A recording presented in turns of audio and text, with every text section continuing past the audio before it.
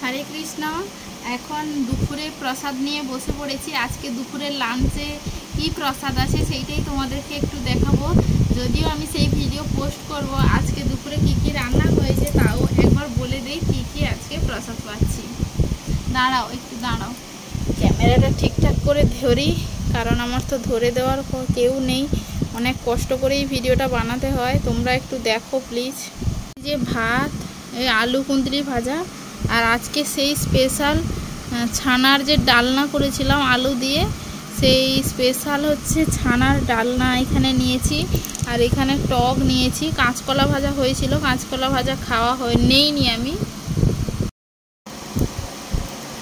চলো প্রথমে ছোলার ডালনা নয়, ছানার যে ডালনাটা করেছি মানে সেইটা দিয়ে দেখি কেমন টেস্ট হয়েছে। প্রথমবার রান্না করেছি না, তাই।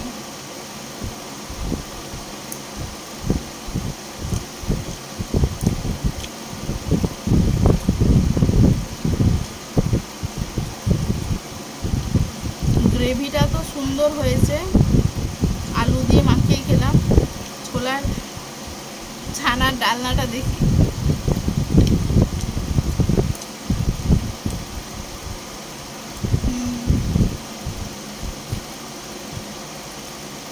এই ছানার ডালনাটায় আমি চাট মশলা আর একটু চিনি দিয়েছিলাম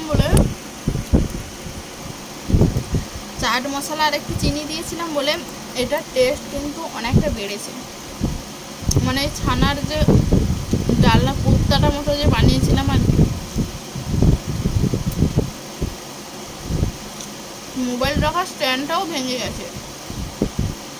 ডাবল টেপ দিয়ে মানে মোবাইলটা বসানো আছে স্ট্যান্ডের উপরে, তাও পড়ে যাচ্ছে। অনেকদিন থেকে চিকটা লাগানো আছে না, চিকটা ঠিকঠাক ধরেও না। অনেক কষ্ট করে ভিডিওটা শ্যুট করতে হচ্ছে, কখন মোবাইল পড়ে যাচ্ছে।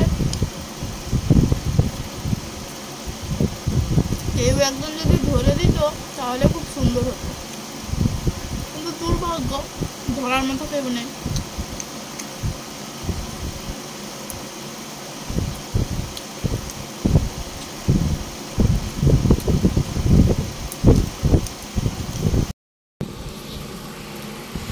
তোমাদের ঘরে আজকে দুপুরে কি কি খাচ্ছ অবশ্যই কিন্তু বলো। কোপ্তাটা দিয়েই আজকে খাওয়া, মানে ছানার যে ডালনাটা এইটা দিয়ে কিন্তু খাওয়া হয়ে যাবে। গ্রেভিটা খুব সুন্দর হয়েছে, বেশি মশলা দেইনি, অল্প মশলাতেই এত টেস্ট। খুব কম খরচে। আবার কাজু বাটা কিংবা পোস্ত বাটা কিছুই দেইনি। আসলে কাজুও বাড়িতে নেই, পোস্ত ছিল বা অনেকদিন হয়ে গেছে বলে আর দেওয়া হয় না। আলু ভাজাতে দেই, তরকারিতে তেমন একটা দেওয়া হয় না। আর কাজু বাদাম নেই বাড়িতে, তাই শুধু আদা বাটা, জিরে বাটা, অল্প একটু ধনে, শুকনো লঙ্কা এইগুলো দিয়ে করেছি। আর টমেটো ছিল না বলে টমেটো কেচাপ একটু দিয়েছি।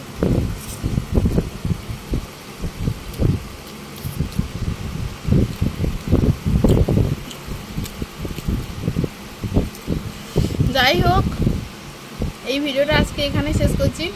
যদি ভিডিওটা ভালো লাগে অবশ্যই লাইক কমেন্ট শেয়ার করতে একদম ভুলো না। আর আমাদের চ্যানেলে যদি নতুন হয়ে থাকো অবশ্যই পাশে থাকা সাবস্ক্রাইব বাটনটি অন করে পাশে থাকো এবং সঙ্গে থাকো।